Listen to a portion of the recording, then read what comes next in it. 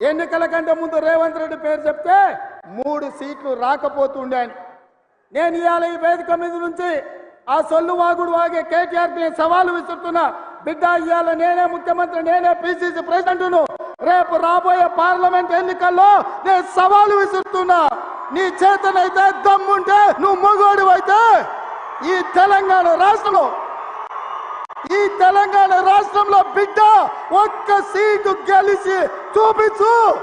నీ అయ్యా నువ్వు వస్తావో నీ అయ్య వస్తాడో. నువ్వు అనుకుంటున్నావా అల్లా తప్పగాడని? అల్లా తప్పగాలం కాదు, అవులగాలలాక అయ్య పేరు చెప్పుకొని కుర్చీలో కూర్చోలేదు సన్నాసోడా. ఈ కుర్చీ ఇనాం కింద వచ్చింది కాదు, ఈ కుర్చీ అయ్య పేరు చెప్తే వచ్చింది కాదు బిడ్డ.